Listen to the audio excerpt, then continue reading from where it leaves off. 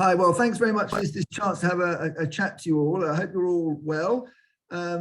It's very interesting for me to hear about digital twins. That today is the first introduction to them, and so I was hoping that someone, my digital twin would be someone like Philip Camp or Steve Jenkins or Marco Sacchi or Chiara, but I suspect my digital twin is probably someone slightly less glamorous.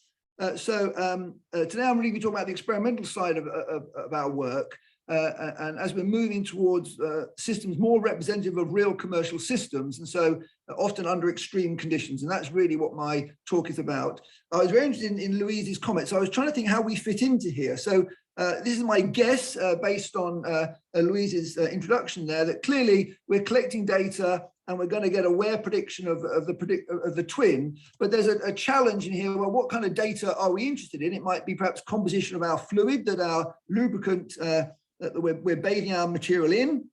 It might be the pressure, temperature, and shear conditions our system's under.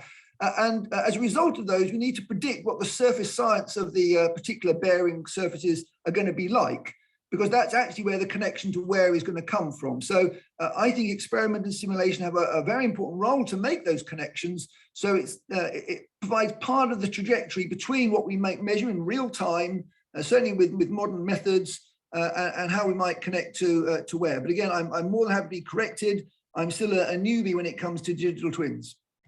So what I'm going to briefly talk about today is particularly using one technique, neutron reflection, that can help us understand what's going on at a solid liquid interface. And we've had a variety of interesting systems recently, minerals, metals, and others. And obviously for this community, it's really looking at tribology and wear, rubbing surfaces together, and how do molecular systems get involved in that. So we're really interested in molecular absorption under a variety of external fields. Today, shear will be the focus, but in fact, if I get time, I'll mention temperature and pressure, which turn out to be very important as well. We also do some work with electric fields, but that's more for supercapacitors and batteries, which of course I'm sure is very important, but it's not really relevant for today. And I'll try and hint as we go along about how powerful the combination of molecular dynamics, particularly in other stimulation techniques, DFT, for example, and reflectivity, are in putting together and understanding what's going on. So I'll hint at that as we go through, hopefully.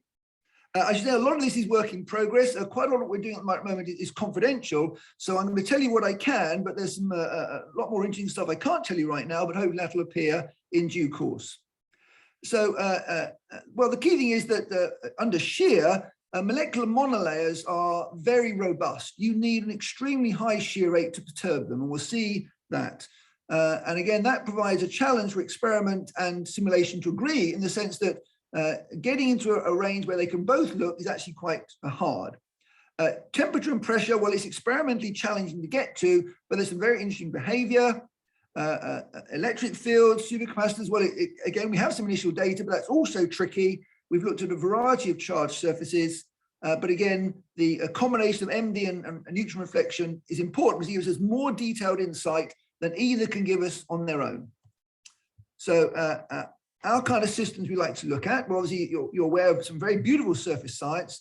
The heterogeneous catalysis folks under ultra high vacuum, well, we're not like that. We have very dirty systems, very complicated, multi-component mixtures for a number of commercial activities. So that's why we try and reach out to reality.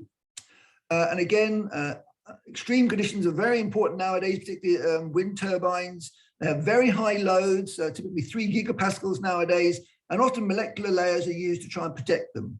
So let's press on. So what is the problem? Well, if you have a surface and you're trying to protect it with a layer of molecules, well, there's not much material there. A single molecular layer is tiny, vanishingly small, but yet there's loads of bulk material.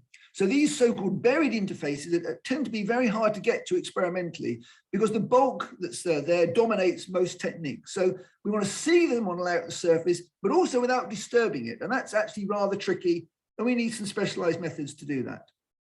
Now, we collaborate with a number of other colleagues. I mentioned Steve Jenkins, Philip, Marco, and so on. And that is a very key combination to interpret our data, as I'll mention later on. Well, I'm going to talk about neutron reflection today, but I have to say that no one technique can tell you everything you need. There's a whole zoo of things we use. I won't go through these today. Neutron reflectivity is just one out of a whole battery of methods. So let me focus on neutron reflectivity. It's one of our favorite methods right now. And basically, it kind of does what it says on the tin. We get a beam of neutrons that we reflect from the surface we care about. So in this case, it's a solid liquid interface, a metal solution interface. I don't know if you can see my cursor, James. Can you see my cursor? Yeah. Okay, so this interface here between the metal and the solution, we bounce neutrons off there. It's essentially the angle of the beam we vary, but actually it's technically the wavelength too, something called Q. And so we collect the intensity as a function of this variable Q. And we go to some very nice places around the world to do this. This on the left is the ILL in Grenoble. This is the French Alps here, some excellent restaurants around there. This is perhaps slightly less glamorous. This is Didcot. This is the Rutherford Appleton lab, but again, some excellent facilities. The UK is very well endowed in neutron facilities. We have a very good, very strong community. So if I look at my reflected beam as a function of this variable Q, we see that we have a region of total reflection. You may remember this from your A-level physics, that at very low angles, all the light might be totally internal. Well, a similar thing happens with neutrons, that you get total reflection. But then as you go above the critical edge, the intensity falls very quickly indeed. Importantly, though, that critical edge depends on the bulk densities. So we actually use that as a way of determining when things are freezing, because again, pressure and temperature are going to be very important. And in high pressure contacts, you can in fact freeze your fluids, and we can spot that using the movement of that critical edge. If we put a layer of surfactant here, the reflectivity changes like this. We can very easily see a 20 angstrom layer. Although it's very, very small, there's no problem seeing that. And as the layers get thicker, we get more and more fringes. And so we can measure the layer thickness extremely well. And in simple terms, again, it's more complicated than this, but roughly the period of the fringes tell us how thick the layer is, and the amplitude of the fringes tell us the composition. And we're really looking here at the structure normal to the surface. That's what we get out of here. Again, it's nice and non-invasive. And we can look in situ. Neutrons are very penetrating, so we can put things under pressure and temperature and so on, and they don't mind.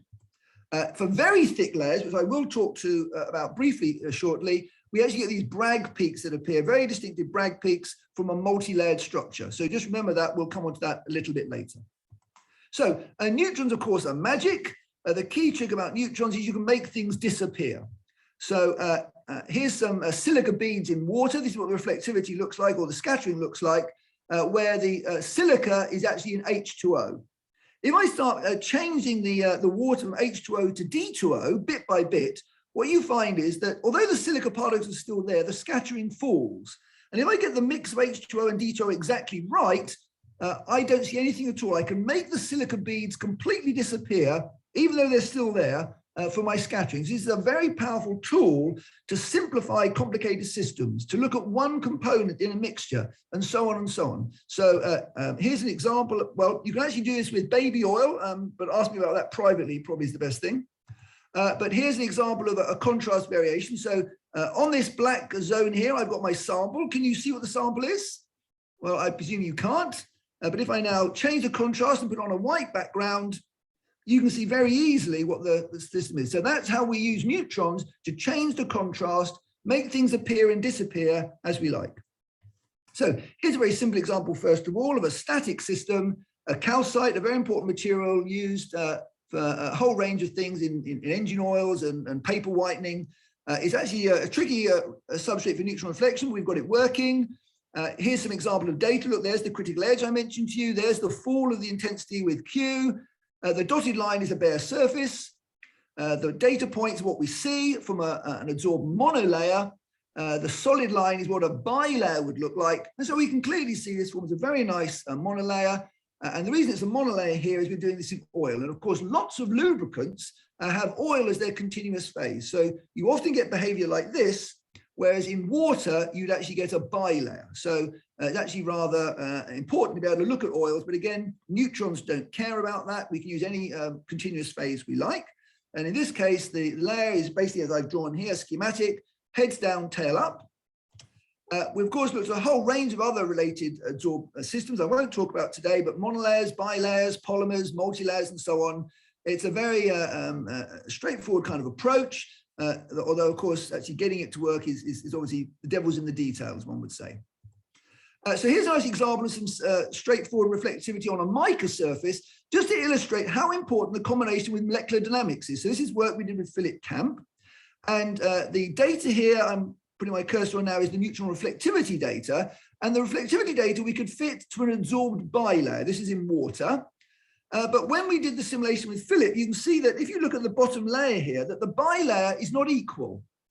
That the leaflet against the surface has molecules essentially standing up, whereas the top leaflet has a very disordered layer of molecules. Now, the neutrons can't distinguish those. We just see one thick layer of the tails. But in combination with the MD, we can now resolve that molecular insight in a way we couldn't do before. But again, the simulation needed us to kind of tell us some things about the system they didn't know. When they first guessed it wasn't quite right. That's why the synergy is so important. So I guess this is really part of the dialogue between experiment and simulation. And I think it's very important to find a common quality of our findings. So we had to find something that fitted both of these to understand how these molecular layers are behaving on the surface. Well, I won't go through a lot of the other substrates we've been looking at, but actually we now have quite a variety of useful substrates. There's a few bulk materials we can use, like calcite, where we simply have a bulk chunk. We can get a neutron beam through. They're transparent, but we often need very big and expensive single crystals. These rather nice calcite crystals are 10 centimeters across. They come from Brazil. They're ridiculously expensive. But equally, you can look at deposited layers such as metals and metal oxides, and including steel and so on. And that's very good for the lubrication wear work we do. So let's look at some work under shear. So this is some neutron reflectivity work we did. And there's several ways of doing a shear work. So this one we're looking at is a cone plate. For those rheologists amongst you, you'll recognize this is a side view where the alumina forms a plate and the cone spins on top of it to give you a well-defined shear field. And it typically gets about 500 inverse second shear rate. Well, there's a whole load of other techniques we've been playing with to get higher shear rates. And I can allude to those, but some of the recent data I can't show you yet. It's still confidential, but I'll show you a little bit using the cone plate. So here's where it is on the instrument. This is in Figaro in France. We're going to look at steady shear rates and oscillatory shear rates. Let me just show you some data. And we look at thin layers and thick layers. So on the left-hand side is where there's only an absorbed bilayer and nothing else, just a solution of molecules. And on the right-hand side is a thick layer, which is one of these multi-layer stacks I mentioned to you. So it's a very thick layer, but made up of lots of bilayers stacked one on top of each other. So let's see what the shear does to these folks. Well, if I have the single bilayer, the thin layer, here's the reflectivity as a function of shear rate. And basically you can see that nothing happens. So even at the highest shear rate we can impose here, 500 inverse seconds, that bilayer is essentially unaffected by the highest shear. Well, we can now get up to significantly higher shear rates, and in due course, I'll be able to tell you what happens there. The trouble is that simulations find it easier to look at higher shear rates, 10 to the 8 and so on, and for them coming down to lower shear fields is quite tricky and time consuming, whereas for us, going up to high shear stresses is actually the challenge. So we're hoping now to try and meet somewhere in the middle. We've also tried to adopt this by looking at more weakly bound layers that aren't so robustly stuck on the surface, to see if they then have more effect when they're interacted with the shear. Here's that thick layer I mentioned, using these very nice Bragg layers from the multi-layer stack. And you can see now for this case, the shear does have an effect. And we basically peel off these layers, and it happens in both steady and oscillatory shear, although actually the behavior is slightly different. There's several ways that these layers could disappear. They could all fall off in one go. We could have patches of layers and bare surface. They could delaminate one by one. The interlayer spacing might change. There's a whole zoo of things. Well, it turns out the reflectivity data is extremely informative. We can look at a whole load of things. For example, the peak positions and widths tells us if the layers are expanding or contracting. The widths tell us if there's more layers there or fewer layers there and so on. And again, I won't go through all the data, but we can plot all these widths and areas and so on and find out what happens. And what we find is under steady shear, all the layers are essentially lost at one critical shear rate, going back just to that first bilayer. Whereas under oscillatory shear, we get an incremental loss of the structure as we increase the shear we impose. Again, I won't go into the details here. We do see a small change of spacing, but again, it's very small compared to the diffraction. So these are essentially the same spacing, but there are very tiny changes. So basically, here's what happens. As we increase the shear rate, we basically peel off the layers. They get slightly further apart, but we always end up with a bilayer at the highest shear strain we can impose at this time. There's some interesting off-specular data. So the reflectivity normally only sees what's going on normal to the surface, but these rather nice patterns here show that there is some information about the in-plane structure. And so perhaps the way to think about this is that we normally have what's called specular reflection, where we bounce the neutrons directly off the surface. But if we now get a bit where the incoming angle and the outgoing angle is not the same, that reveals a little bit about the in-plane structure. And so in this case, we probably have some kind of ripples in the layer that gives some periodicity. And again, we can change the representation to try and see those ripples. But it turns out it's actually extremely complex to analyze. And again, we're hoping that MD and simulation will help us understand and predict what these layers look like, and then fit our reflectivity data directly. So without going via a hand-waving interpretation of just the neutron data, go directly from the MD simulation straight to the reflectivity data. Right, so we've been looking at some various things in high shear I talked about. One of them is just using a simple narrow gap flow channel, where we can now get to 10 to the 5. We have now done this. This is looking at rather weaker systems. Again, you'll see the Bragg peaks here. But this actually is from palmitic acid, which is much more delicately layered, and actually that'd be a much more interesting system, and we can tell you about that in due course. We're also trying other methods using piezoelectric materials to impose shear, very high shear, very narrow gaps, to try and access even higher shear rates than we can at the moment. So I won't say much more now about. There's a little hint about our work with temperature and pressure. So again, there are several things that matter here. One is the concentration. So you may be aware that you get more absorbed as you increase the concentration. So here's some isotherms on the right-hand side. As you increase the concentration of material, more sticks on the surface, and that's very common. If you change the temperature, which I've got on here, you'll notice that the data goes from the red curve to the blue to the yellow. And so you tend to get less absorbed with higher temperature. And again, this seems to be rather common. Often it's related to the solubility of the additive in the material you're using. And often for commercial purposes, the additives are often rather insoluble. That means you don't need much in your additive to get a decent layer on the surface. So it's cheaper to use fairly insoluble materials. So but as we start changing the temperature, we might start approaching the freezing point of the solvent or the additive. And the question is then, well, what happens then? Because in the same way that increasing the temperature, or sorry, decreasing the temperature may freeze the solvent, higher pressure can also change that too. So as we approach the phase boundary, which we can do by increasing the concentration, reducing the temperature, or increasing the pressure, what happens, and we often have these eutectic phase diagrams. Well, we want to know, sorry, this is a point about simulation. This is something that simulation finds very hard, is to actually measure the bulk concentration. So when you do a simulation, you often have a box with a given number of molecules, and some absorbs and some don't absorb. It's very hard to keep track of what the bulk chemical potential is. Hopefully that's something we'll have to worry about. The way we compare at the moment is by comparing equivalent surface coverages rather than comparing equivalent chemical potentials. Well, again, with temperature, loads of things can happen. There's some work we did with alcohols that form very nice layered structures as you drop the temperature, going from monolayers to bilayers and so on. You can also, depend on where you freeze relative to the eutectic invariant. In one place, the solvent drops out. In the other case, the solute drops out. So again, you need to be very careful as you freeze things, what happens. And you may get bulk crystals appearing on the surface.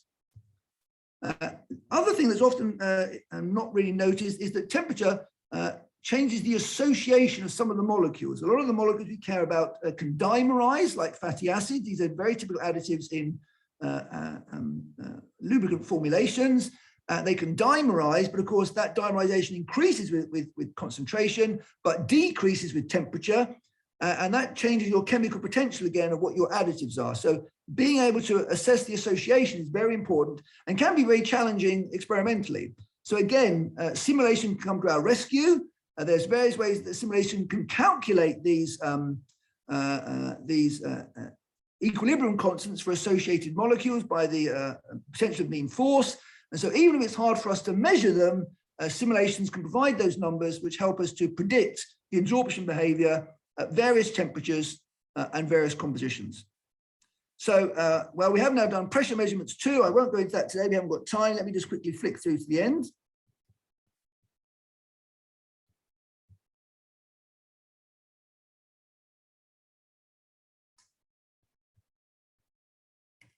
Right, so well, neutron reflectivity is a very powerful tool, looked at a wide variety of materials.